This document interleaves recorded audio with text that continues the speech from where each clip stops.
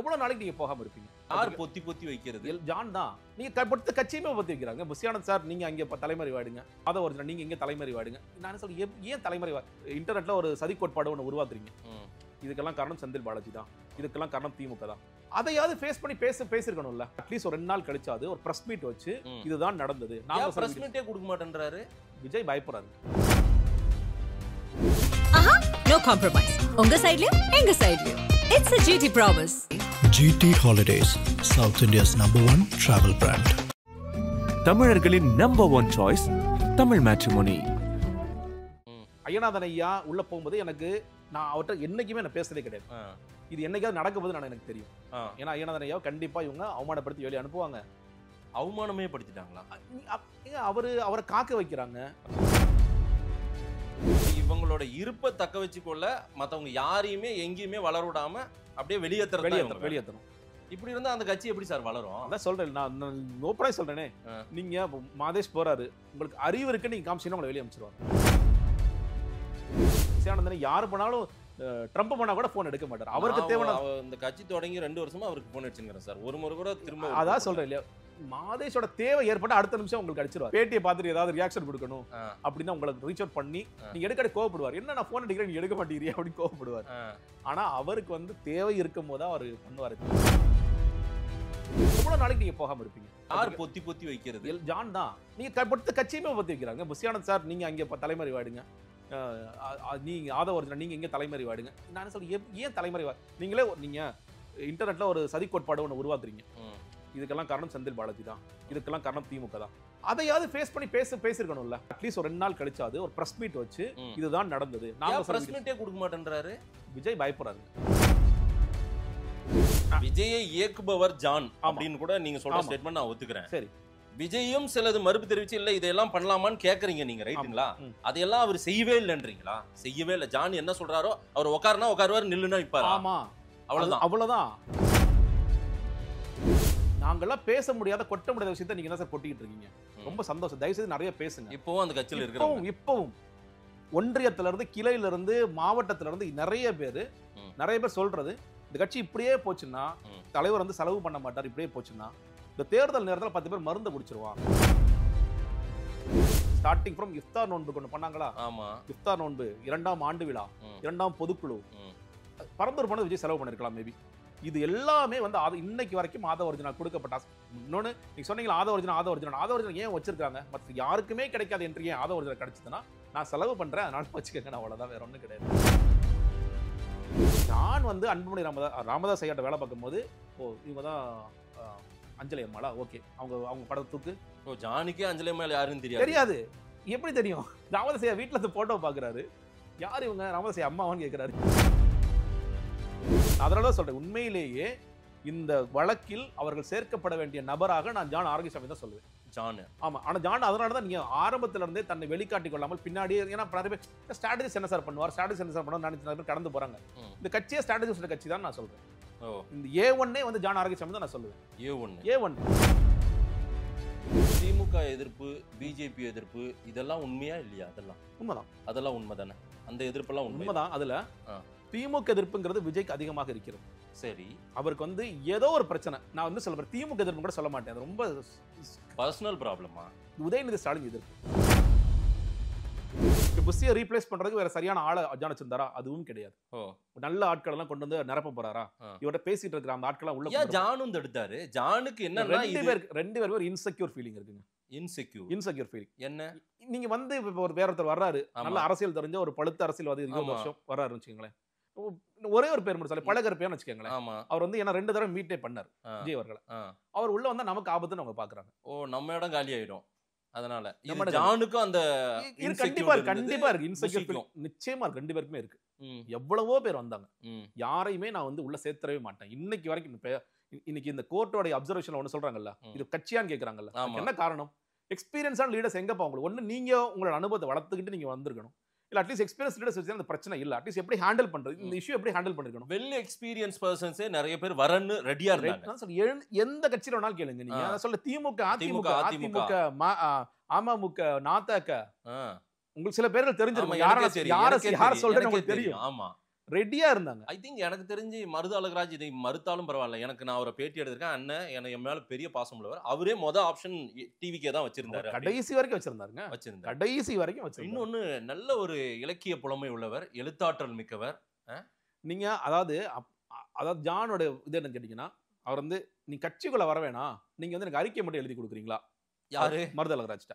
John ஏங்க அது எதுக்கு நான் பண்ணேன் சார்? இதெல்லாம் நீங்க வெளியே வந்ததுக்கு அப்புறம் நடந்தது சார். அது கூட உங்களுக்கு தகவல் வந்துருச்சா? ஏங்க அது அவங்க சொல்ல மாட்டாங்களா? நான் சொல்லவா, நீங்க வந்து முதல் நாள் இவர் போகும்போது நான் நினைச்சு நான் ஒண்ணு சொல்றேன். ஐயநாதன் ஐயா உள்ள போகும்போது நான் அவர்கிட்ட என்னைக்குமே நான் பேசுறதே கிடையாது. இது என்னைக்காவது நடக்கும் போது எனக்கு தெரியும். ஏன்னா ஐயநாதன் ஐயாவை கண்டிப்பா இவங்க அவமானப்படுத்தி வெளியே அனுப்புவாங்க. அவமானமே படுத்திட்டாங்களா? அவரை காக்க வைக்கிறாங்க. அவரை பார்க்க விடாம அவர் என்ன சொல்றாங்க, நான் உங்களை பார்க்க வைக்க போறேன்னு சொல்லிட்டு ஜான் என்ன என் மூலியமா தான் நம்பர் போகுது. ஜான் வந்து ஐயநாதன் ஐயாட்ட பேசுறாரு. நான் ஐயநாதன் அதுக்கப்புறம் 2-3 மீட்டிங்ல சந்திக்கிறேன். அவர் ரொம்ப பாசிட்டிவா பேசுறாரு. பார்த்தாரா இல்லையா ஐயநாதன் ஐயா? பார்த்தாரு தான் நினைக்கிறேன். அவர் தான் சொன்னாரு, வெளியே வந்து பார்த்து சொன்னாரு. பார்க்காத வரைக்கும் நான் மட்டும் தான் இதெல்லாம் பார்த்திருப்பாங்க.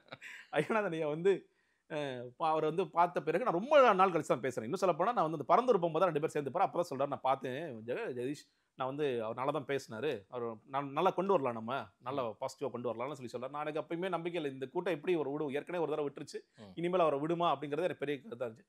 அதுக்கப்புறம் சொல்றாரு, நான் நிறைய அறிக்கைகள்லாம் எழுதி அனுப்பிச்சிட்டே இருக்கேன், எதுவுமே போஸ்ட் பண்ண மாட்டேங்கிறாங்க, என்ன ஜெகதீஷ் அப்படின்னு கேட்கிறாரு. இந்த நீ ஒரு தடவை பார்த்துட்டீங்கல்ல, அவ்வளவுதான். ஏன்னா ஐயநாதன் எந்த இடத்துல கிளாஷ் ஆனிச்சுன்னா, இவர் தொடர்ச்சியா யூடியூப் பேட்டிகள் நிறைய கொடுத்துட்டே இருக்காரு. ஒரு சில கேள்வி கேட்கும்போது நீங்க தான் அவருடைய அரசியல் ஆலோசகரா, அதுல என்ன தப்புன்னு கேட்கிறாரு அவரு. நான் தான் அரசியல் ஆலோசகர், அது அப்படி இருந்தாதான் என்ன தப்புன்னு கேட்கிறாரு. அதோட உடனே அவருக்கு இடிச்சிருச்சு. சோ இவங்களோட இருப்பை தக்க வச்சுக்கொள்ள மத்தவங்க யாரையுமே எங்கேயுமே வளர விடாம அப்படியே வெளியேற்றணும். இப்படி இருந்தா அந்த கட்சி எப்படி சார் வளரும்? அதான் சொல்றேன், நான் ஓப்பனா சொல்றேனே, நீங்க மாதேஷ் போறாரு, உங்களுக்கு அறிவு இருக்குன்னு நீங்க காமிச்சீங்கன்னா உங்களை வெளியே அமைச்சிருவாங்க. இன்னும் அறிவோட எதுக்கு இந்த கட்சிக்குள்ள வர்ற நீ? அறிவுக்கும் இந்த கட்சிக்கு என்ன சம்பந்தம்? என்ன சார் இப்படி சொல்றீங்க? நீங்க சொல்றீங்களே அந்த கட்சியில விஜய்க்கு தெரியுமா சார் இதெல்லாம்? இந்த மாதிரி அறிவுள்ளவர்கள், இன்டெலெக்சுவல்ஸ், நிறைய சப்ஜெக்ட் தெரிஞ்சவங்க நம்ம கிட்ட சேர்க்க மாட்டேன்றாரு ஜானோ புசியும். நான் சில பேர் சொல்றேன், விஜய் மேலே தப்பு இருக்கு. நான் சில பேர் சொன்னேன் இல்லையா, இதுல உதாரணத்திற்கு ஒரு காங்கிரஸ்ல இருந்து ஒரு லீடர் வந்திருக்கான்னு வச்சுக்கோங்களேன், அவங்க விஜய் மீட் பண்ணி பேசுறாங்க. விஜய் செய்யற தப்பு கேட்டீங்கன்னா, பாத்துட்டீங்களா அண்ணா புசியானந்தனை பாத்துக்கிறீங்களா? விஜய் புசியானந்தனை போனே எடுக்க மாட்டார் இனிமேல். புசியானந்தனை யாரு போனாலும், ட்ரம்ப் போனா கூட போன் எடுக்க மாட்டார். அவருக்கு தேவையான இந்த கட்சி தொடங்கி 2 வருஷமா அவருக்கு போன் அடிச்சுங்கிறேன் சார். ஒரு முறை கூட திரும்ப அதான் சொல்றேன் இல்லையா, மாதேஷோட தேவை ஏற்பட்ட அடுத்த நிமிஷம் உங்களுக்கு அடிச்சிருவாரு. நான் பர்வேஸ் கிட்ட ஒரு 4 முறை சொன்னேன், உங்க பொதுச் செயலாளருக்கு போன் அடிக்கிறீங்க, எடுக்க மாட்டேங்கிறாரு. உங்களோட தேவை மெசேஜ் கூட போட்டுருக்கேன். இந்த பேட்டியை பார்த்துட்டு ஏதாவது ரியாக்ஷன் கொடுக்கணும் அப்படின்னா உங்களுக்கு ரீச் அவுட் பண்ணி நீங்க எடுக்க கோவப்படுவார். என்ன நான் போன் அடிக்கிறேன், நீங்க எடுக்க மாட்டேங்கிறீங்க அப்படின்னு கோவப்படுவார். ஆனா அவருக்கு வந்து தேவை இருக்கும் போது அவர் பண்ணுவாரே தவிர, மத்தபடி அவர் வந்து ஜெனரலி அவர் வந்து எடுக்க மாட்டார். ஓகே, யார் பண்ணாலும் எடுக்க சார். அந்த கட்சிக்குள்ள ஸ்ட்ரக்சர், அதாவது விஜய் வட்டத்துக்குள்ளார இருக்கிற யார் யார்? ஜான் ஆரோக்கியசாமி, புஷி ஆனந்த், முதல்ல அந்த 2 பேர் தான். ஆதவர்ஜுனா லேட்டரா தானே வந்தாரு. லேட்டரா வந்தாரு. அந்த கட்சியில வெங்கட் இருப்பார், வெங்கட்ராமன், பொருளாளர் வெங்கட்ராமன். ஏன்னா நமக்கு தெரிந்த முகங்கள் தான். ஆனா அதை தாண்டி இந்த மேடையில நீங்க 2 பேர் பாப்பீங்க. இப்போ வந்து கொள்கை பரப்பு துணைச்செயலர் தாகிரா இருப்பாங்க, அவங்களுக்கு எந்த ரோலும் கிடையாது. அதே மாதிரி ராஜசேகர்னு ஒருத்தர் இருப்பாரு, அவர் முழுக்க புஷியானந்த் என்ன சொல்றாரோ அவர் சரி மட்டும் செய்வார். அவர் க்ளோஸ் கான்டாக்ட்ல இருக்கிறது பாத்தீங்கன்னா இந்த ஒரு ஜான் ஆரோக்கியசாமி, புஷி ஆனந்த், வெங்கட்ராமன். அதாவது விஜயின் அடுத்த நகர்வு என்னன்றதை தீர்மானிக்கிறது இன்றைய வரைக்கும் ஜான் ஆரோக்கியசாமி, நிச்சயமா ஜான் ஆரோக்கியசாமி மட்டும் தான். இப்ப ஏன் இவங்கெல்லாம் புஷி ஆனந்தோ மற்றவர்கள் ஆதவர்ஜுனா அவருடைய பணி நிமித்தமா போனதா சொல்றாரு. இருந்தாலும் அவர் மேலேயும் வழக்கு பதிவு செஞ்சிருக்காங்க. நிர்மல்குமார் நல்ல எக்ஸ்பர்ட், நல்ல நாலேஜபிள் பர்சன். ஏன் அவங்க எல்லாம் இந்த தலைமறைவின் என்ன வழக்கை எதிர்கொள்ளலாமே, இல்ல அதான் வெளியே நிக்கலாமே, பாத்துக்கலாம். ஏன்னா இந்த ஸ்ட்ராட்டஜிஸ்ட் என்ன சொல்றாரு, இந்த நேரத்தில் நாம எல்லாம் பதுங்கிடுவோம் முதல்ல அப்படின்னு இன்ஸ்ட்ரக்ஷன் கொடுக்குறாரு. பதுங்கிடணும். ஆமா, நீங்க அந்த சுவமோட்டோ வழக்குக்காக போனாங்க இல்லையா, அப்ப கட்சியில கொடுக்கப்பட்ட இன்ஸ்ட்ரக்ஷன்ங்கிறது, நாளைக்கு 2:45 மணி வரைக்கும் இந்த வழக்கு வர்ற வரைக்கும் யாரும் போன்ஸ் ஆன் பண்ணாதீங்க, போன் ஆஃப் பண்ணிடுங்க. இப்படி ஒரு ஸ்ட்ராட்டஜிஸ்ட் இருந்து அதை சொல்ற நான் கேட்கிறேன். ரொம்ப அடிப்படையில் விஜய் அவர்களை நான் விஜய் குற்றம் சொல்லி பேசுறேன்னா, இதே விஜய் வந்து கள்ளக்குறிச்சிக்கு போனார். இன்னும் சொல்ல போனா ஜானப்ப சொன்னார், பிரதர் நான் சொல்ல கேட்காம போறாரு பிரதர்னார். ஏன்னா அவர் டிவில பாத்துருக்காரு பிரதர், காலைல இருந்து பாக்குறாரு, அவருக்கு வந்து தோணி அவர் போறார் பிரதர். அப்படி கள்ளக்குறிச்சிக்கு போன விஜய் இந்த நிகழ்வுக்கு காரணம் நம்மளும் ஒரு அக்கௌண்டபிலிட்டி இருக்குன்னு நினைச்சு ஏன் போக மறுக்கிறார் கரூர் சம்பவத்துக்கு? ஏன்னா ஜான் இன்னும் ரொம்ப என்ன கூடுதலா சொல்றாரு, சார் நீங்க போனீங்கன்னா இன்னொரு ஸ்டாம்பீட் நடக்கும், இன்னொரு பெரிய பிரச்சனை ஆகும் சார், வேணாம் சார். சரியான ஸ்டேட்மெண்ட் தானே? இல்லங்க, சரிங்க, ஓகே. நான் என்ன சொல்றேன், இப்போ நீங்க போறது எல்லாமே இறந்து போனவர்கள் வீட்டுக்கு. இந்த நேரத்திலையும் ஒரு ரசிகர் மனப்பான்மையோட கூட்டமா உங்களுக்கு வர போறாங்களா அப்படிங்கிறது ஒண்ணு. ரெண்டாவது உங்களுக்கு ஒய் பிரிவு பாதுகாப்பு இருக்கு. இன்னொன்னு காவல்துறை சொல்லிட்டு தான் போறீங்க. இன்னொன்னு மோஸ்ட்லி அந்த ஒய் பிரிவு கூட இருக்கிற மாதிரியே பெரும்பாலும் தெரிய மாட்டேங்குது சார் பல நேரம். அது தெரியல, அவங்களுக்கும் இந்த அவர் வச்சிருக்க பிரைவேட் செக்யூரிட்டிக்கும் அவங்க ஒத்து போறாங்களா என்னங்கெல்லாம் தெரியல. ஏன்னா இப்போ நீங்க ஒய் பிளஸ் வந்து இசட் பிளஸ் வரைக்கும் ஆக போகுதுன்னு சொல்லி சொல்றாங்க. கேட்டிருக்காங்க. ஆமா, அலைன்மெண்ட்டுக்கு வந்து தான் ஆகணும். ஸோ அதனால நீங்க வந்து ஃபர்ஸ்ட் அது இதெல்லாம் மீறி நான் போக மாட்டேன் எவ்வளவு நாளைக்கு நீங்க போகாம இருப்பீங்க? நீங்க இன்னொரு சொல்றீங்க, நான் கிரவுண்ட் ரிப்போர்ட்ல சில பேர் யார் பொத்தி வைக்கிறது ஜான் தான். நீங்க பொறுத்த கட்சியுமே பொத்தி வைக்கிறாங்க. புஷியானந்த் சார் நீங்க அங்கே தலைமறை வாடுங்க, நீங்க ஆதவ அர்ஜுனா நீங்க எங்க தலைமறை வாடுங்க. நான் சொல்ல ஏன் தலைமறை நீங்களே நீங்க இன்டர்நெட்ல ஒரு சதி கோட்பாடு ஒன்று உருவாக்குறீங்க. இதுக்கெல்லாம் காரணம் செந்தில் பாலாஜி தான், இதுக்கெல்லாம் காரணம் திமுக தான். அதையாவது ஃபேஸ் பண்ணி பேசிருக்கணும்ல. நீங்க உண்மையிலேயே அந்த சதி கோட்பாடுக்குள்ள போறீங்க, அந்த கோர்ட்ல போய் செல்லுபடியாகுமா ஆகாதான் தெரியாது. மக்கள் மத்தியில ஒன்று கொண்டு போக முயற்சி பண்றீங்க, அதை அங்கே இல்ல அட்லீஸ்ட் ஒரு 2 நாள் கழிச்சாது ஒரு பிரஸ் மீட் வச்சு இதுதான் நடந்தது. நான் பிரஸ் மீட்டே கொடுக்க மாட்டேன்றாரு. விஜய் பயப்படுறாருங்க. விஜய் பயப்படுறாரா இல்ல ஜான் வேண்டான்றாரா? விஜய் பயப்படுறாரு. இந்த விஜய் பயப்படுறாரு. விஜய் வந்து பிரஸ் நீங்க இந்த மாதிரி கேள்வி கேட்டுட்டே இருப்பீங்க, அந்த கேள்விக்கு அதுதானே சார் பிரஸ் மீட். அவர் வந்து அதாவது அவருடைய அறிவுத்தளத்தை அவர் வளர்த்துக்கிட்டாரா விஜய்னா நிச்சயமாக இல்லை. அது எப்படி உங்களுக்கு தெரியும்? நீங்க இன்னைக்கு வரைக்கும் நான் பார்க்கவே இல்லை, பார்க்கவே நல்லா பேசிட்டு இருக்கேன். நீங்க இன்னைக்கு வரைக்கும் விஜய் சுயமாக என்ன பேசியிருக்காரு நீங்க சொல்லுங்க. விஜய் வந்து சுயமாக அவருடைய கருத்துன்னு ஏதாவது ஒன்று வெளிப்பாடு. ஒரு செய்தி நிறுவனத்துல ஒர்க் பண்ற ஊடகவியலாளரா நான் தினந்தோறும் இந்த செய்தியிலேயே மூழ்கி கிடக்குறேன். ஆமா, இவர் ஒரு அரசியல் கட்சி தலைவர் சார். இவருக்கு எல்லாமே அப்டேட் கண்டிப்பா தெரியுமில்ல. அவரை சுத்தி ஒரு 5 டிவி கூட வச்சுக்கிட்டு எல்லாத்தையும் பார்க்கலாம். நேஷனல் மீடியா பார்த்துட்டு இருக்கலாம். தமிழ்நாட்டில் இருக்கிற அத்தனை ஊடகங்களும் என்ன பேசுறாங்க நம்மளை பத்தி ஒவ்வொரு நாளும் அவர் அரசியல் இப்ப இந்த 2 வருஷத்துல நிறைய அரசியல் அவர் கத்துக்கணுமே, பார்த்துருக்கணுமே. அப்படி கத்துக்கிட்டு இருந்தாருன்னா நீங்க எவ்வளவோ இஷ்யூஸ்ல விஜய் ஏன் ஜான் பேசாம இருக்கும் இந்த விஷயங்களுக்கு? கவின் ஆணவ படுகொலை எல்லாருமே நம்ம கட்சிக்கார முதற்கொண்டு, ஏன்னா சில பேர் அந்த கட்சியோட வெளியே போனாங்க அந்த டயத்துல, அண்ணன் பேசுவார்னு எதிர்பார்த்தும் பேசல அப்படின்னு. ஏன் ஜான் நம்ம பேசாம இருக்கும் அப்படிங்கிற கேள்வியை குறைந்தபட்சம் கேட்டுக்கணும்ல. நீங்க தூய்மை பணியாளர்கள் வந்து போராடிட்டு இருக்கும் பொழுது நம்ம வர வச்சு பார்த்ததுங்கிறது தப்பான ஸ்ட்ராட்டஜி. அட்லீஸ்ட் நைட் 2-3 மணிக்கு நம்ம போயிருக்கலாமா ஜான், சொல்லிருக்கலாம் இல்லையா? மதுரையில மாநாடு நடக்கும் போது மதுரையில தூய்மை பணியாளர்கள் அங்கே போராடிட்டு இருந்தாங்க. இல்ல சார், விஜயை இயக்குபவர் ஜான் அப்படின்னு கூட நீங்க சொல்ற ஸ்டேட்மெண்ட் நான் ஒத்துக்கிறேன். சரி, விஜயும் சிலது மறுப்பு தெரிவிச்சு இல்ல இதெல்லாம் பண்ணலாமான்னு கேக்குறீங்க நீங்க, ரைட்டுங்களா? அதையெல்லாம் அவர் செய்யவே இல்லைன்றீங்களா? செய்யவே இல்லை. ஜான் என்ன சொல்றாரோ அவர் உட்காருனா உட்காருவாரு, நில்லுனா நிப்பாரு. ஆமா, அவ்வளவுதான். ஏங்க நீங்க உண்மையிலே சொல்றீங்க. அதுக்கு பிறகு ஆதவ அர்ஜுனா போயிருக்காரு, இப்ப உள்ள ராஜ்மோகன் போன்றவர்கள் எல்லாம் போயிருக்காங்க. அவங்களுக்கு எல்லாம் தெரியும் அறிவுத்தளத்துல அவங்க எல்லாம் வந்து பேசக்கூடியவங்க, பொது சமூகத்துல இருக்கவங்க. அவங்க இதெல்லாம் செஞ்சாகணும் தலைவர் அப்படின்னு ஏன் வந்து யார்கிட்ட சொல்லுவாங்க? திரு புஷி ஆனந்த் கிட்டயும் அதை இவர்கிட்ட ஜான் கிட்ட தான் சொல்லியிருக்கணும். ஜான் தான் சொல்லணும். ஜான் தான் எங்க இன்னைக்கு வரைக்கும். இப்போ நான் சொல்லவா, அந்த பேர் சொல்ல வருமா, அந்த கட்சியில இருக்க ஒருத்தர் அவர் கதறாரு ரொம்ப. நீங்க சொல்ற இந்த பேர்களுக்குள்ள ஒரு வச்சுக்கோங்களேன். சரி, தயவு செய்து விஜயை போ சொல்லுங்க, தலைவரை போ சொல்லுங்க. கரூர்ல இவ்வளவு நாள் போகாம இருக்க ரொம்ப தப்புங்க. ஏங்க இந்த மாதிரி ஒரு தப்பான ஸ்ட்ராட்டஜி பண்றீங்க? அதெல்லாம் எனக்கு தெரியும் பிரதர், ஏன்னா எப்ப அனுப்பணும் எனக்கு தெரியுங்கிறார் அவர்.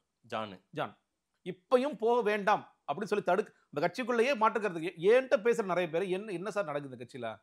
ஏன் சார் அவங்க இன்னும் ஏன் தலைவர் போகாம இருக்காரு? எங்களுக்கு ரொம்ப அசிங்கமா இருக்கு. அந்த மாவட்ட செயலாளர்கள் சில பேர் கூப்பிட்டு பேசுறாங்க, ஏங்க போகாம இருக்காரு? நான் உண்மையில சொல்றேன், நான் வந்து சில விமர்சன கருத்துக்கெல்லாம் வச்சு வெளியே வந்து பேசும்பொழுது கண்டபடி திட்ட போறேன். ட்விட்டர்ல 2 பேர் கண்டபடி திட்டினானுங்க, அது ஒரு விஷயம். போன் பண்ணி யாராவது திட்டுவான்னு பார்த்து நிறைய பேர் போன் பண்ணாங்க.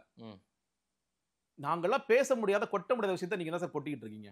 ரொம்ப சந்தோஷம், தயவுசெய்து நிறைய பேசுங்க. இப்பவும் அந்த கட்சியில இருக்கிறவங்க, இப்பவும் ஒன்றியத்துல இருந்து கிளையில இருந்து மாவட்டத்துல இருந்து நிறைய பேர் சொல்றது, இந்த கட்சி இப்படியே போச்சுன்னா தலைவர் வந்து செலவு பண்ண மாட்டார், இப்படியே போச்சுன்னா இந்த தேர்தல் நேரத்தில் 10 பேர் மருந்து குடிச்சிருவான். மாவட்ட செயலர் இருக்கிறவன், கேண்டிடேட்டா இருக்கிறவன், அப்படி எல்லாம் செலவு பண்ணிட்டு இருக்காங்க.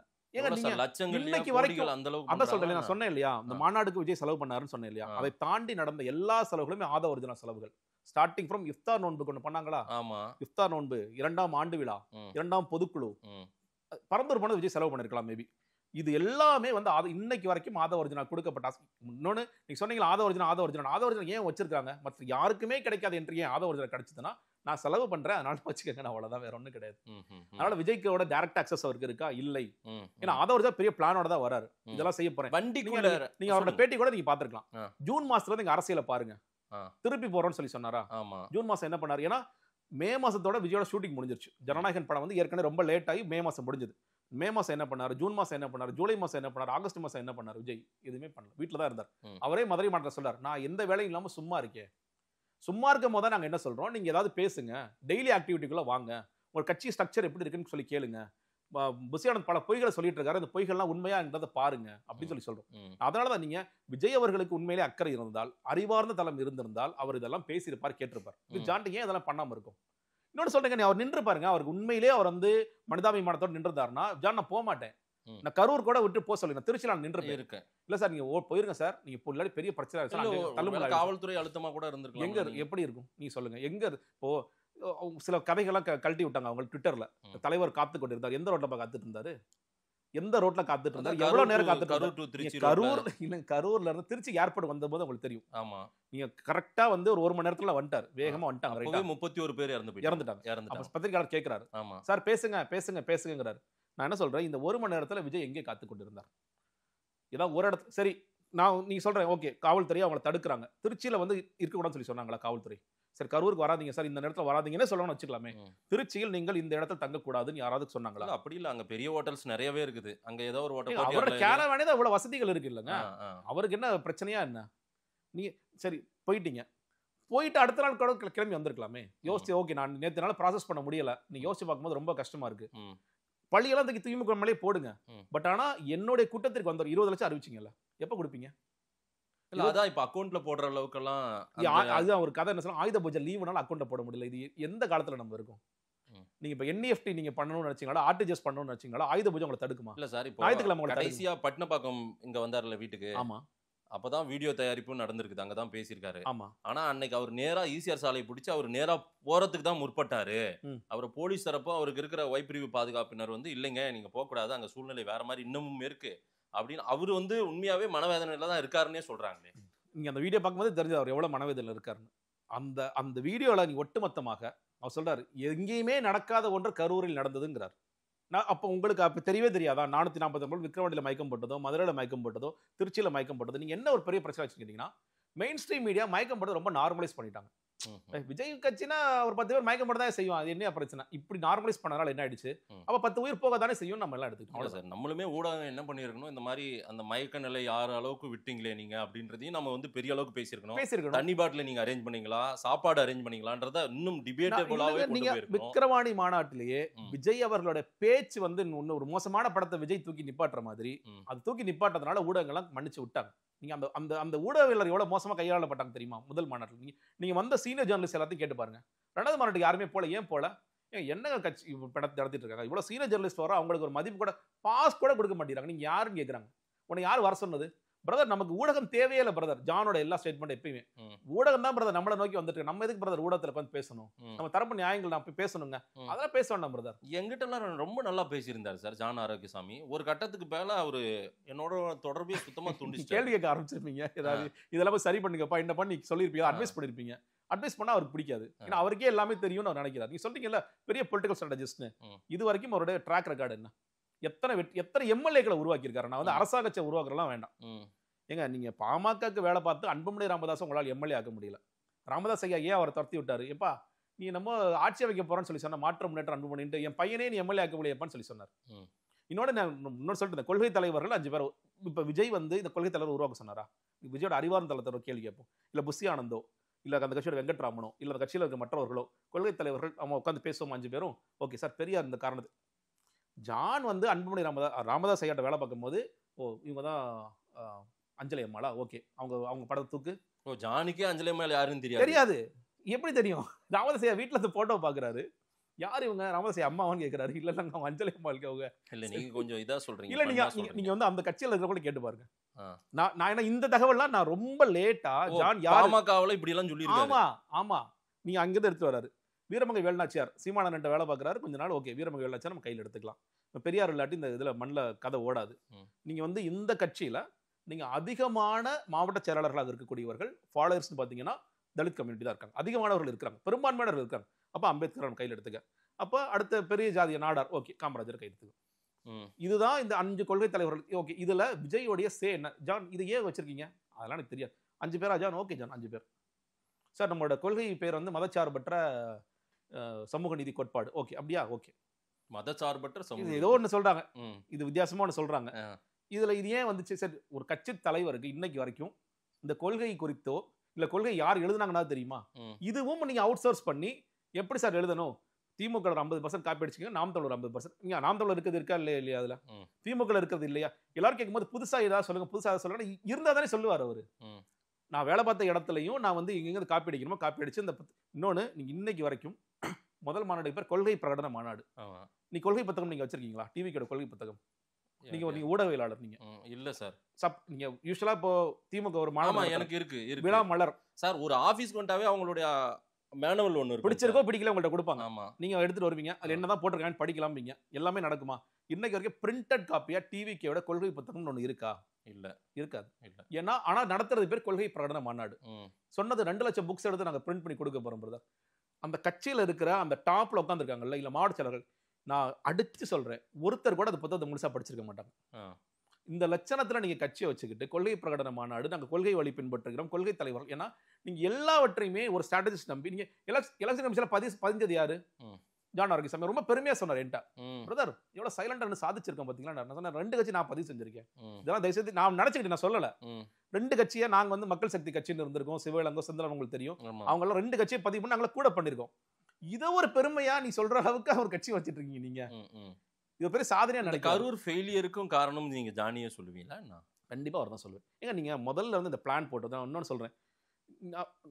விஜய் அவர்கள் வந்து சுற்றுப்பயணம் போறார், நடைபயணம் போறார். ஜனவரியில இருந்து நான் அந்த கட்சியில நான் முன்னாடி இருந்து சொல்லிட்டு இருக்கேன், ஜனவரியில வரப்போறாரு. லேட்டரா நான் வெளியே வந்த பிறகும், நீங்க சொன்னீங்க வெளியே வந்த பிறகும் நான் ஒரு 4-5 மாசத்துக்கு நான் எதிர்த்தெல்லாம் பேசல. விஜய் ஆதரிச்சு தான் பேசிட்டு இருந்தேன். எந்த தருணத்துல நான் வந்து எதிர்த்து பேச ஆரம்பிச்சேன்னா, விஜய் அவர்கள் களத்துக்கே வரப்போறதே கிடையாது, இவர் ஏன் நம்ம தூக்கி பிடிச்சி பேசிட்டு இருக்கோங்கிற தருணத்துல தான் நான் அவர் வந்து முழுக்க விமர்சிச்சு எனக்கு நடந்ததெல்லாம் பேச ஆரம்பிச்சேன். இப்போ வரைக்கும் விஜய் போறது வந்து சுற்றுப்பயணம் நடைபெறும் சொன்னீங்கன்னா நான் கண்டிப்பா ஒத்துக்கவே மாட்டேன். வாரத்துல ஒரு நாள், அதுவும் 16 சனிக்கிழமை சரி எவ்வளவு சார் நீங்க பேசிடுவீங்க? நான் ஒரு 1/4 மணி நேரம் பேசுவேன். ஒரு ஊர்ல 1/4 மணி நேரம், இன்னொரு ஊர்ல 1/4 மணி நேரம். சரி வருவாய் மாவட்டங்களுக்கு போவீங்களா? வருவாய் மாவட்டங்களுக்கு போக மாட்டேன். நீங்க பிளாக்கா போறீங்களா? கிராமங்களுக்கு போறீங்களா? ஒவ்வொரு மாவட்டத்துல தலைநகர்ல நின்று ஒரு இடத்துல பர்மிஷன் வாங்க. இது முதல்ல என்ன மாதிரியான பயணம்? இந்த பயணத்துல நான் கேள்வி எழுப்புறேன். அடுத்ததாக நீங்க ஒரு பிளான் போட்டு கொடுக்குறீங்க. பிளான் போட்டு கொடுக்கும்போது நீங்க ஒவ்வொரு ஊர்லயும் பகுதி கரூருங்கிறது ரொம்ப லேட்டரா தான் இருந்துச்சு, டிசம்பர் மாதத்துல இருந்துச்சு. கரூருங்கிறது முதல்ல ஏன் மாறுது? அவசரமா ஏன் மாற்றம்? யார் இதை மாத்துனது? ஜான் தான் மாத்துறாரு. நீங்க ஒட்டுமொத்த பிளானுமே அவரோட தாங்க. இல்ல அந்த ஏன் மாத்துனாங்கன்றதுக்கு ஒரு காரணம் அவரே பேசும்போதே அந்த அவருடைய ஸ்பீச்ல வருது. இங்கதான் இப்பதான் 30 பேர் மாநாடு ஒண்ணு நடந்துச்சு, 30 பேர் விழா ஒண்ணு நடந்துச்சுல்ல அப்படின்றாரு. சோ அந்த கிண்டலே திமுக டார்கெட் பண்ணி 30 விழாவுக்காக நான் இப்ப வந்திருக்கேன். ஆமா, அதுதான் அவருடைய டார்கெட். அதனால அவசரமாக மாத்துறாங்க. மாற்றிய பிறகும் எந்த இடத்துல பர்மிஷன் வாங்கணும்? இல்ல நான் ரொம்ப சிம்பிளான கேள்வி. எல்லாருமே அது எவ்வளவு சொன்னாலும் அது கடந்து போறாங்க. நீங்க இன்னைக்கு ட்விட்டர் பேஜ்ல இருக்கு, 8:45 நாமக்கல்ல இந்த இடத்துல பேச போறேன், 12 மணிக்கு கரூர்ல பிரச்சாரம். ஆமா இருக்கு, அபிஷியலா டிவிகேல 8:45 இருக்கிற இடத்துல 8:50 நீங்க ஏர்போர்ட்ல வண்டி, இங்க சென்னை ஏர்போர்ட்ல. அப்ப என்ன உங்களுடைய பார்வை என்ன? நான் என்ன சொல்றேன், நீங்க திருச்சியில சார் இந்த ஸ்ட்ரக்சர் எல்லாம் வகுக்கிறது வந்து ஜானே தான், அவரே தான். புஷி ஆனந்த், ஆதவ் அர்ஜுனா, மற்றவர்கள் நான் சொல்லிடுறேன் கொஞ்சம் இருங்க, நிர்மல் குமார் அவங்கலாம் சார் இல்ல சார் நம்ம 8:45 அஃபிஷியலா அனௌன்ஸ் பண்ணிட்டோம், 12 மணிக்கு கரூர்ல அஃபிஷியலா அனௌன்ஸ் பண்ணிட்டோம், நம்ம அட்லீஸ்ட் 1 மணிக்காவது அங்க போகணும் கரூருக்கு, 8:45 நம்ம 10 மணிக்காவது போகணும் சார் அப்படின்றத அவங்கெல்லாம் சொல்லணும்ல. அவங்கெல்லாம் விஜய் கிட்டே சொல்லாமல்ல சார், ஆதவ் அர்ஜுனா கூட தானே இருக்காரு, அவரு சொல்லணும்ல. நீங்க அதான் சொல்றேன் இல்லையா, ஆதவ் அர்ஜுனா கூட இருக்காரா இல்லையான்னு நமக்கு தெரியாது. இல்ல அந்த வண்டிக்குள்ள அவர் தானே வண்டிக்குள்ள இருக்காரு. இல்லங்க அவர் பிரைவேட் ஃளைட்ல வரும்போது விஜய் மட்டும் தான் நினைத்தாரு. விஜய் வராரு, அவர் கூட முன்னாள் அவரோட கார் ஓட்டுநரா இருக்கவர் அவர் வர்றாரு, வேற யாரும் வெங்கட் வராரான்னு எனக்கு தெரியல. இவங்க தான் வராங்க, இவங்க எல்லாம் முன்னாடி வந்துடுறாங்க. இவங்க எல்லாம் முதல் நாளே ஊருக்கு போய் புஷி ஆனந்த் முன்னாடி வந்துடுறாரு. பர்மிஷன் ப்ராசஸ் எந்த இடத்துல என்ன நடக்க போது, பேனர்ஸ் எவ்வளவு வச்சிருக்காங்க அந்த ப்ராசஸ்ல போயிடுறாரு. பட் நான் சொல்றேன், நீங்க ஆக்சஸ்னு பாத்தீங்கன்னா இந்த இடத்துக்கு நீங்க இப்போ வர்றீங்க சார் சொல்றது எல்லா ஆக்சஸும் ஜானுக்கு மட்டும்தான், ஜான் மட்டும் தான். ஸோ நீங்க திருச்சியில பாக்குறோம் பெரிய கூட்டம் வந்து அப்படியே பின்தொடர்ந்து வந்துகிட்டே இருக்கு. ஸோ பெரிய கூட்டம், பெரிய ரோட் ஷோ, பெரிய சக்சஸா அவர் நினைக்கிறாரு. அடுத்ததாக நீங்க பெரம்பலூர் போகவே முடியாத அளவுக்கு நடக்குது, அரியலூர் போகுது. நீங்க அடுத்த வாரம் பார்க்கும்போது திருவாரூர்பட்டினத்துல நீங்க அந்த சைட்ல பஸ்ஸுக்கு சைட்ல நின்று அந்த திருச்சியில வந்தாங்களே அந்த மாதிரி வரல. ஸோ விஜய் என்னப்பா கூட்டம் கம்மியா இருக்கு அப்படின்னு கூட நினைச்சிருக்கலாம். இப்போ இந்த வாட்டி அதிகமான கூட்டத்தை காட்டணும். நம்மளோட நோக்கம் என்னன்னு கேட்டீங்கன்னா, மேல இருந்து ட்ரோன் ஷாட் வச்சு பெரிய கூட்டத்தை காட்டணும். கரூர் எல்லா ஊர்லயும் தாங்க, எல்லா ஊர்லயும் ட்ரோன் ஷாட் எல்லாம் ஜெகதீஷ் பண்றாரா? ஜெகதீஷ் பண்ணா நம்ம மீடியாஸே சொல்ல வேண்டிய அவசியம் இல்லையே. சேரநாட்டில் விஜய் டக்குன்னு கேட்பாரு, ஜான் என்ன ஜான் நம்ம நாமக்கல் தானே போற சேரநாடுன்னு சொல்றாங்கன்னு கேட்பாரு.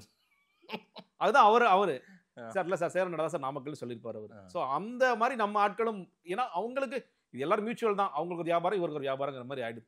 ஸோ இந்த மாதிரி அவர் ட்ரோன் ஷோல வச்சு பார்க்கும்போது ஒரு பெரிய கூட்டத்தை நம்ம பார்க்கணும். ஏன்னா அவர் சொல்றாரு இல்லையா, அந்த நாமக்கல் முடியும் போது நான் கூட 2-3 வாரத்துக்கு முன்னாடி வேற என்னமோ நினைச்சேன், ஆனா இன்னைக்கு வேற லெவல்ல இருக்கீங்க நீங்கெல்லாம். அப்போ தொடர்ச்சியாக இதை செஞ்சுட்டே இருக்காரு. நீங்க ஒரு பக்கம் வந்து ராணுவ கட்டுப்பாடு இருங்க, ராணுவ கட்டுப்பாடு இருக்குன்னு கடிதம்லாம் எழுதுறீங்க, ஆனா ஒரு இடத்துல கூட நீங்க அதை செய்யறீங்களான்னு கேட்டீங்கன்னா செய்யவே இல்லை. இல்ல சார், நான் என்ன சொல்றேன், அவருடைய வாகன பிரச்சாரத்திலேயே மேல நின்னுக்கிட்டே நீங்க வந்து என் வண்டியை பின்தொடரக்கூடாது, அதே போல கொஞ்சம் நம்ம ஒழுக்கமாகவும் கட்டுப்பாடா இருக்கணும், இந்த ஒட்டுமொத்த பார்வையும் நம்ம பக்கம் இருக்கு அப்படின்னு ஒரு முறை கூட விஜய் பேச வைக்கவே இல்லை அவங்க. ஆமா தானே? ஆமா ஆமா. இதெல்லாம் சொல்லியிருந்தாவே ஓரளவுக்கு. திருவாரூர் நாகப்பட்டினத்துல லைட் மேல ஒரு பையன் ஏறினான், அது மட்டும் இறங்கு தம்பின்னு சொன்னாரு. அது மட்டும் தான் சொன்னார். விஜயாக தம்பி இறங்கிருன்னு சொன்னார். அதை தாண்டி ஒரு இடத்துல கூட நீங்க சொன்ன மாதிரி பதிவு பண்ணவே இல்லை. ஏன் அதை சொன்னா கூட்டம் குறைஞ்சிரும்டா? அவர் அதாங்க இதெல்லாம் வந்து அவர் ரசிக்கிறாருங்க, அவ்வளவுதான். யார்? விஜய் ரசிக்கிறாருங்க. நீங்க இல்ல நாளைக்கு திருவாரூர்ல ஒரு சிக்கலாயிடும், விபத்தாயிடும்ன்றது நான் சொல்றேன். நீங்க திருவாரூர்ல நீங்க திருவாரூர் நாகப்பட்டினம் கட்ட தெரியல, இவர் பேசிட்டு இருக்காரு, மரத்து மேல இருந்து ஒருத்தர் பாத்துட்டு இருக்கான். ஆமா, நமக்கு என்ன பயமா இருக்குன்னா விஜய் மேல கூச்சர போறானு பயமா இருக்கு நமக்கு. ஆனா விஜய் அதை கண்டுக்காம போறாரு. நீங்க தொடர்ச்சியா வந்துட்டே இருக்கிறாங்க, நீங்க ஓடி ஓடி வர்றாங்க, டயரு கீழே வர்றாங்க, வண்டி ஓட்டுறாங்க. எவ்வளவு தூரம் அவர் சொல்கிறாரு, வேணாப்பா நீ வண்டி ஸ்டாப் பண்ணு, என்ன சொல்லிருக்கணும், வண்டி நிப்பாட்டுங்க தம்பி, எல்லாம் கலைஞ்சு போங்க அப்படின்னு சொல்லியிருந்தீங்கன்னா ஓகே, விஜய் வந்து உண்மையில ரெஸ்பான்சிபிள் லீடரா இருக்காரு. இந்த இடத்துல நீங்க வாங்க, அதிகமா வாங்க. நீங்க கரூர்லயே நீங்க 4:30 மணிக்கு 5 மணிக்கு காவல்துறை சொல்றாங்க, சார் வேண்டாம் சார், ஒண்ணு சீக்கிரம் வாங்க, நாமக்கல்ல வேலை முடிச்சிட்டீங்கல்ல, சீக்கிரம் வாங்க சார், பேசிட்டு போயிடுங்க, இல்ல ரத்து பண்ணுங்க. புஷியானந்த் அவர்கள்ட்ட ரத்து பண்ணுங்கன்னு சொல்றாங்க, காவல்துறையில இருந்து ரத்து பண்ணுங்கங்கறாங்க. அந்த இதுவும் அந்த கட்சியில இருக்கிறத தான் சொல்றாரு. கட்சியில இருக்கிற ஒரு டீம்ல இருந்து ஒருத்தர் சொல்றாரு, சார் மதியழகனுக்கு தான் தகவல் சொல்றாங்க, அவர் தான் பர்மிஷன் வாங்கினாரு, இப்ப அரெஸ்ட் ஆகி உள்ள இருக்காருல அந்த மாவட்ட கரூர், அவர்கிட்ட தான் சொல்றாங்களா அந்த தகவல்? புஷியானந்த் சொல்றாங்க, புஷியானந்த் கிட்டே சொல்றாங்க. உண்மையிலே சொல்றேன், மதியழகன்லாம் விக்டிம், பாவம். என்ன பண்ணார் மதியழகன்? கரூர் மாவட்ட செயலாளர் பொறுப்பு வாங்கின ஒரு பாவத்திற்காக அவர் வந்து இன்னைக்கு, ஏன்னா பண்ண வேலையெல்லாம் புஷியானந்தர் வேலை, பிளான் போட்டு கொடுத்ததெல்லாம் ஜான் ஆரோக்கியம் சார். புஷியானந்த் சொல்றாங்க டிஎஸ்பி தரப்பு. ஆமா, ஆனா புஷியானந்த் வந்து தகவலை மேல சொல்றாரு, யார் மேல விஜய்கிட்ட சொல்லல, ஜான் சொல்றாரு. அதோட விஜய்க்கு போச்சா போதான்னு எனக்கு தெரியாது, இவங்க 2 பேரும் சொல்றாரு, பரவாயில்ல நம்ம கண்டினியூ பண்ணுவோம், இந்த கூட்டம் நமக்கு தேவை, இந்த கூட்டம் நமக்கு வேணும்னு சொல்லி சொல்றேன். நான் அதனால சொல்றேன், உண்மையிலேயே இந்த வழக்கில் அவர்கள் சேர்க்கப்பட வேண்டிய நபராக நான் ஜான் ஆரோக்கியசாமி தான் சொல்லுவேன். ஜான், ஆமா. ஆனா ஜான் அதனால தான் நீங்க ஆரம்பத்துல இருந்தே தன்னை வெளிக்காட்டிக் கொள்ளாமல் பின்னாடியே, ஏன்னா நிறைய பேர் ஸ்ட்ராட்டஜிஸ் என்ன சார் பண்ணுவார், ஸ்ட்ராட்டஜிஸ் என்ன சார் பண்ணுவார் நினைச்சு கடந்து போறாங்க. இந்த கட்சியே ஸ்ட்ராட்டஜிஸ்ட் கட்சி தான் நான் சொல்றேன். இந்த A1 வந்து ஜான் ஆரோக்கியசாமி தான் நான் சொல்லுவேன். A1 ஏங்க, நீங்க அவருக்கு நான் ஓரளவுக்கு அவர் மனிதாபிமானம் இருக்கு, அவர் வந்து இந்த மாதிரி நடந்தா ரொம்ப கஷ்டப்படுவாருன்னா நான் ஓகே, பாவங்க ஜான் என்ன பண்ணுவாரு, ஒரு விபத்து நானும் கடந்து போவேன். ஜானுக்கு மனிதாபிமானமே கிடையாது, விஜய்க்கு மனிதாபிமானம் கிடையாது, புஷியானதுக்கு மனிதாபிமானம் கிடையாது. இந்த கட்சியில இருக்கிற யாருக்கு மனிதாபிமானம் ஒன்று இருந்துச்சு? மனிதாபிமானம் இருந்திருந்தா கண்டிப்பாக நீங்க சொல்றீங்கல்ல, மக்கள் ஏதாவது கூடிடுவாங்க, அடிச்சா கூட வாங்கிட்டு போயிருப்போங்க, போய் நில்லுங்க. திமுக எதிர்ப்பு, பிஜேபி எதிர்ப்பு, இதெல்லாம் உண்மையா இல்லையா? அதெல்லாம் உண்மைதான், அதெல்லாம் உண்மைதானே, அந்த எதிர்ப்பெல்லாம் உண்மைதான். அதுல திமுக எதிர்ப்புங்கிறது விஜய்க்கு அதிகமாக இருக்கிறது. சரி, அவருக்கு வந்து ஏதோ ஒரு பிரச்சனை, நான் வந்து சொல்றேன், திமுக எதிர்ப்பு கூட சொல்ல மாட்டேன், அது ரொம்ப பர்சனல் ப்ராப்ளமா. உதயநிதி ஸ்டாலின் எதிர்ப்பு கூட கிடையாது, உதயநிதி ஸ்டாலின் எதிர்ப்பு. அந்த அங்கிள்னு சொல்றது அதெல்லாம் வந்து அதெல்லாம் சும்மா அவர் ஸ்கிரிப்ட்ல எழுதி கொடுக்குறாங்க சார், வித்தியாசமா அங்கிள்னே எழுதி கொடுக்கறது தான், அவரெல்லாம் வந்து அதெல்லாம் எதுவுமே கிடையாது. இல்ல சார், முன்னாடி எல்லாம் அங்கிள்னு ஒரு வேளை அவரை விழிச்சிருக்கலாம், அது இருக்கலாம். நீங்க இப்போ ஒரு எழுதி கொடுக்குறாரு, எல்லாமே ஒரு எழுதி கொடுக்குறாரு, அங்கிள்னே எல்லாமே சார். ஆமா, அங்கிள் எழுதி கொடுங்க சார், இது ரொம்ப ஃபயர் ஆகும் சார், நம்ம விர்ச்சுவல் வாரிஸ் இதை பயங்கரமா ப்ராப்ளம் ஆக்கிடுவாங்க சார், இதை பண்ணுங்க சார். அவர் தான் சொல்றாருல, நீங்க வந்து இந்திய எதிர்ப்பு போராட்டத்திற்காக இதுல பேசுறாரு, அப்ப நீங்க வந்து திமுகவும் பாஜக சிறுபலத்தனமா ட்வீட் போட்டு விளையாண்டுட்டு இருக்கீங்கன்னு சொல்லிட்டு அப்ப டிவிக்கே போட்டதை ரொம்ப பெருமையா பேசுறாரு. சோ அந்த மாதிரி வித்தியாசமா தான் இருக்காரு. இப்ப முழுமையா வந்து அப்ப ஜான் தான் A1 அந்த அளவுக்கு நீங்க கொண்டு போறீங்க. நிச்சயமாக சொல்றேன். ஏன்னா இந்த கட்சியில எல்லாவற்றையும் முடிவு செய்வது ஜான் ஆரோக்கியசாமி நபர் தான். உண்மையிலேயே ஆணையம் கூட விசாரிப்பாங்க, ஏன்னா அவர் எல்லா இடத்தையும் மறைஞ்சிடுறாரு. நீ ஜானோட பேரை எப்ப முதல்ல வெளியே வருதுன்னு பாத்தீங்களா? ஆதவ் அர்ஜுனோட அப்பாயின்மெண்ட் அன்னைக்கு தான் என்னுடைய ஆலோசகரான ஜான் ஆரோக்கியசாமியின் பேச்சை வழிபற்றி இவர்களெல்லாம் செயல்படுவார்கள். அன்னைக்கு தான் முதல்ல வருது. அன்னைக்கே என்ன சொல்றாரு, நான் தான்டா இந்த கட்சின்னு. அதுவும் ஜானுடைய ஆபரேட் தான். ஒன்னு ஆயிட்டாங்க, நீங்க ஒன்னு ஆயிட்டாங்க, வேற வழி இல்ல. ஓகே, நீ ஜான் வந்து சம்பளத்துக்கு வேலை செய்யறவர் தானே? ஆமா ஆமா. அதை தவிர்த்து புஷி இந்த மாதிரி விஷயங்கள் எல்லாம் பண்றாருல்ல, அதுல ஏதாவது அதுல இருக்க எனக்கு தெரியல. வெளிப்படையாக இந்த மாதிரி அவரு அதுல எடுத்துக்கிறாரா? இன்னும் சொல்ல போனா ஜான் வாங்குற சம்பளத்துல புஷி கமிஷன் அடிப்பார், அது வேணா நடக்கும். அது நடக்கும். நான் தானே உனக்கு வேலை வாங்கி கொடுத்தேன், என் மூலியமா தானே வந்த, இல்ல ஏன் நானும் இதுக்கு ஒரு காரணம் தானே, நீ எத்தனை கோடி வாங்குற சார், நான் 15 கோடி வாங்க, 15 கோடியா, எனக்கு 2 கோடி கொடு, எனக்கு 3 கோடி கொடு, புசி வாங்கி. என்ன சார் ஸ்கிரிப்டா தான் போகுமா இன்னுமே கூட? அப்படிதாங்க போகும். நீங்க அதான் சொல்றீங்க. இல்ல இதுல இருந்து ஒரு விபத்து, ஒரு 41 பேர் செத்து போயிட்டாங்க. அக்கௌண்டபிலிட்டி எடுத்துருந்தீங்கன்னா பிரச்சனையே இல்ல. நீங்க கொஞ்சம் இந்த பழி சொல்ற இதுவும் ஜானுடைய அவர் என்ன சொல்றாரு, நீங்க இந்த ஒட்டுமொத்த இதையும் வந்து, ஏன்னா ஒரு காரணம் இருக்கு. நீங்க அன்னைக்கு பேசிய சில பத்திரிகையாளர்கள் என்ன சொல்றாங்க, பாதிக்கப்பட்ட தரப்பு குடும்பங்களே விஜய் வந்து காரணம் இல்லைன்னு சொல்லி சொல்றாங்க. விஜய் அண்ணா எப்படி இது காரணம் ஆவாரு? ஒரு பெண்மணி பேச ரொம்ப அதிர்ச்சியாவே இருந்துச்சு. ஒரு 13 வயது பையனை இழந்திருக்காங்க, ஸ்பாட்லயே பேசுறாங்க. விஜய் அண்ணா இதுக்கு எப்படி காரணம் ஆவாரு? செந்தில் பாலாஜி தாங்க இதை பண்ணிட்டாரு இப்படி சொல்றாங்க. திமுக தாங்க இது பண்ணிருச்சு. ரொம்ப அதிர்ச்சியா இருந்துச்சு. ஒரு நீங்க முதல்ல சொன்னீங்க, ஒரு இழப்புல இருந்து நாங்களாம் இன்னும் வெளியே வராம ரொம்ப கஷ்டப்பட்டு இருக்கோம். அந்த மாதிரி எப்படி பேட்டி கொடுத்து அவங்க பேசுறாங்கன்னு, ஏன்னா அந்த அளவுக்கு ரசிகர் மனப்பான்மையில இருக்கிறாங்க. அது ரசிகர் மனப்பான்மை சார். அந்த இடத்துல செந்தில் பாலாஜி அலிகேஷன் வைக்கணும்ன்றதே அவங்களா வைக்கிறாங்க, அவங்க திமுக கோபத்துல வைக்கிறாங்க. இதுக்கெல்லாம் ஜான் பொறுப்பேற்க முடியாது இல்ல. இந்த எதுக்கு சொல்ல வரேன்னா, இந்த கிரவுண்ட் ரியாலிட்டி பார்க்கும்போது இந்த பாதிக்கப்பட்ட குடும்பங்கள் இல்ல கரூர்ல முதல்ல ரொம்ப ஆரம்பத்துல பேசும்போது நம்ம மேல பெருசா சார் வெறுப்பு இல்ல சார், நம்ம வந்து பெருசா வெறுப்பு இல்ல அப்படிங்கும் போது தான் இது என்ன பண்ணாரு, இது டிவிகே அகைன்ஸ்ட் டிஎம்கே நம்ம மாத்தலாம். யாரு? ஜான். நீங்க அந்த 4 நிமிஷம் வீடியோல விஜய்கிட்ட ஒரு வருத்தம் இதெல்லாம் இருக்கா, அதை தாண்டி அவர் அரசியல் பேசுறாரு. இல்ல எல்லாரும் போல ஆழ்ந்த இருங்கள் சொல்றாரு அவரு. அது இல்லங்க, அதான் சொல்ல, அது விடுங்க. அது நம்ம பார்க்கும் போதே அவர் சொல்றதுல உண்மை தன்மை இருக்கா? இது எங்கேயுமே நடக்காத ஒன்று கரூரில் நடந்தது. அதனால தான் சொல்றேன், இது எல்லா இடத்திலும் நடந்தது. அதை நீங்க வந்து கண்ணும் காணாமல் இருந்துகிட்டே இருந்தீங்க. கரூர்ல அது விபத்தாக மாறிவிட்டது. இல்ல வந்து பெரிய அது பெரும் தீரமாக மாறிவிட்டது. அதுதான் இது. என்ன நீங்க பத்திரிகைகள் எல்லாத்தையும் கேளுங்க, இது ஏதாவது ஒரு இடத்துல நடந்துரும் கண்டிப்பா அப்படிங்கிற ஒரு எல்லாருக்குமே நமக்கு தெரியும். இது நடந்த இடம் கரூராக இருந்ததுனால ஈஸியா கார்னர் பண்ணி, ஏன்னா நீங்க செந்தில் பாலாஜி அவர்கள் குறித்து எல்லாருக்குமே என்ன ஒரு பொது பார்வையில ஒரு படம் பார்த்தீங்கன்னா வில்லன், அந்த வில்லன் மேல வில்லனை கொலைதாப்பா செய்வான், வில்லனை சுட்டுதாப்பா கொள்ளுவான், அந்த மாதிரி ஏத்தி விடுறது ரொம்ப ஈஸியா போயிடுச்சு. செந்தில் பாலாஜி மேல பழிய போடலாம்னு ஜானே தான் ஐடியா கொடுத்திருப்பாங்க. அதெல்லாம் ரொம்ப அவ்வளவு ப்ரீ பிளான் எல்லாம் பண்ணிருக்க முடியாது. பட் கரூரில் நடந்ததுனால இது ரொம்ப ஈஸியா போயிடுச்சு. இப்ப நீங்க உதாரணத்துக்கு இப்போ புதுக்கோட்டையில் நடக்குன்னு வச்சுங்களேன், ரகுபதி தான் அதுக்கு காரணம் பேசியிருப்பாங்களா? பேசிருக்க மாட்டாங்க. இல்ல அது பேசலாம். நம்ம ஏங்க என்னங்க பேசிட்டு இருக்கீங்க, நம்ம பேட்டிருப்போம். செந்தில் பாலாஜினோட ஈஸியா கனெக்ட் பண்ணிக்கிறதுக்கு அவங்களுக்கு இது ஈஸியா போயிடுச்சு. ஓகே, ஒரு மாதிரி தொக்கா போயிடுச்சு சொல்லுவாங்க, அதான் அடாப்ட் ஆயிடுச்சு. அது மாதிரி அவங்களுக்கு ஈஸியா போயிடுச்சு. ஸோ அதை அந்த வேலையை பண்றாரு. TVK against DMK. ஏன்னா சில பேர் கூட சொன்னாங்க இதுக்கு மேல் விஜய் கட்சியில் தொடர். நான் சொன்னேன் கண்டிப்பா தொடருவார், அவர் வந்து நிச்சயமா தொடருவார். ஆனா ஒரு சிக்கல் என்ன இருக்குன்னா, இப்போ நமக்கு வர்ற செய்திகள் என்பது பாஜகவுடன் இவர் பேச்சுவார்த்தை நடத்தி கொண்டிருக்கின்றார், அமித்ஷாவே பேசுறார் அப்படிங்கிற செய்தி. ஆனா இன்னும் அது வந்து முகாந்திரம் இல்ல, அதுல ஒரு முகாந்திரம் இல்ல. ஆனா நீங்க இந்த சம்பவம் நடந்த பிறகு அண்ணாமலை அவர்கள் முதல்ல துவக்கி வைக்கிறார், அடுத்த எடப்பாடி பழனிசாமி, அப்புறம் நயினா நாகேந்திரன், தமிழ் சவுந்தரராஜன், எல்லாரும் ஒரே லைன் தான். அதே போல அந்த குழு வந்து விஜய் என்னங்க பண்ணுவாரு, விஜய் இதுக்கு என்னங்க பண்ணுவாரு, எடப்பாடி பழனிசாமி செய்தியில மறுபடியும் சார் விஜய்க்கு ஒரு அக்கௌண்டபிலிட்டி இல்லையா, அவர் என்னங்க பண்ணுவாரு? எப்படி நீங்க நீங்க ஸ்டாலின் அவர்களே சொல்ற மாதிரி சார் இதுதான் அரசியல் எல்லாரும் வளைச்சு போட பாப்பாங்க சார். அது அப்படி வேணா பாருங்களேன். நீங்க ஏன் வந்து நான் சொல்றேன், அப்போ நீங்க உண்மையிலேயே இந்த அரசியல் கட்சிகளுக்கும் அந்த 41 உயிர்கள் போனதுல உங்களுக்கு ஒரு பெரிய அக்கறையே இல்லையா? இது வந்து அரசியல் பண்றதுக்கான தருணமா? ஏன்னா நீங்க அன்னைக்கு நைட்டுங்க, நான் இங்கிலீஷ் சேனல்ஸ்ல டிபேட்ல பார்ட்டிசிபேட் பண்றேன், 41 people died in stampede தான் ஆரம்பிக்கிறாங்க. அதுல பேசுற ஒருத்தர் சொல்றாரு, this is the right time to bring Vijay under NDA, this is the best option to bring Vijay under NDA. இது என்ன விதமான பேச்சு இது? அப்ப உயிர் போனதை பத்தி எனக்கு எந்த கவலையும் இல்லை, நீங்க வந்து அதெல்லாம் ஒதுக்கி வச்சிருங்க, விஜயை தூக்குறதுக்கு இது சரியான நேரம் அப்படின்னு பேசுறாங்க. அதான் சொல்றேன், அண்ணாமலை பேசும்போது காவல்துறை இல்ல ஜானுக்கு அதுல விருப்பம் இல்ல, அது தெரியுமா? கண்டிப்பா இல்ல. நான் ஒரு விதத்துல நான் அது ஸ்ட்ராங்கா சொல்றேன். ஜானுக்கு ஆரம்பத்தில் நான் உண்மையை சொல்லவா, விஜய் வந்து திமுக எதிர்ப்பு இருக்குல்ல, நீங்க வந்து ஒரு பாஜக எதிர்ப்பு விஜய் எப்படி கேட்டிருப்பானா, நம்ம ஏன் ஜான் மோடி எதிர்க்கணும்னு கேட்டிருப்பாரு. நமக்கு அவருக்கு என்ன வாய்க்க வரும் சண்டை, இவருக்கு ஏதோ பிரச்சனை, உதயநிதி ஸ்டாலின் கூட ஏதோ ஒரு சண்டை இருக்கு, ஏதோ ஒரு ஈகோ யுத்தம் இருக்கு அப்படிங்கிறது பார்க்க முடிகிறது. ஆனா மோடிக்கு நமக்கு என்ன ஜான் சண்டை, இல்ல அமித்ஷாவுக்கு நமக்கு என்ன சண்டைன்னு கேட்டிருப்பாரு. ஜானுக்கு வந்து இந்த மண்ணுல பாஜக எதிர்க்கணும், இல்ல அவருக்கு பர்சனலாவுமே பாஜக எதிர்க்கணும், அப்ப கொள்கை எதிரியாக பாஜக அறிவிக்கணும் அப்படிங்கிறது. ஸோ அதனாலதான் இந்த லைனை ஒருவேளை அமித்ஷா அவர்கள் பேசியதெல்லாம் சில பத்திரிகைகள் எழுதுறாங்க, அமித்ஷா அவர்கள் பேசினார், விஜய் அவர்கள் மட்டும் தனியாக பேசினார் அப்படிங்கிறது டைரக்டா இருந்திருந்தால் விஜய் வந்து இந்த என்டிஏ கூட்டணி பற்றி கன்சிடர் பண்ணலாம். ஆனா அதுல ஒரு ஆபத்தும் இருக்கு. அவரோட பொலிட்டிக்கல் கேரியர் என்ன ஆகும், அவரோட சினிமா கேரியர் என்ன ஆகும், இந்த மாதிரி சில கேள்விகளும் அதுல என்ன சார் எதிர்காலம், தாவேகா எதிர்காலம் இல்லைங்க, அவர் கண்டிப்பா தொடருவாங்க. ஜான் ரொம்ப ஸ்ட்ராங்கா இருந்தாரு அப்படின்னா இது மறுபடியும் அவர்கள் வந்து இந்திய கூட்டணிகள் அவ்வளவு ஈஸியா போக மாட்டாங்க. அன்னைக்கு வந்து எடப்பாடி பழனிசாமி தேவையில்லாம நம்ம ஆதரிச்சு நம்ம ஓட்ஸை இன்னும் கொஞ்சம் சரிச்சுக்கிட்டோம்னு யோசிப்பாரு. நான் சொல்றேன், நீ எடப்பாடி பழனிசாமி இந்த கூட்டணிக்குள்ள கொண்டு வந்துடலாங்கிறக்காக அவர் பேசுறாரு. இந்த கூட்டணிகளை கொண்டு வந்தா இந்த கூட்டணி வெற்றி கூட்டணியா மாறிடும். ஏன்னா ஒட்டுமொத்த நெரேட்டிவ் மாறும்ல, விஜய் இருக்கிற கூட்டணி ஜெயிக்கும்பா அப்படிங்கிற நெரேட்டிவ் மாறும்.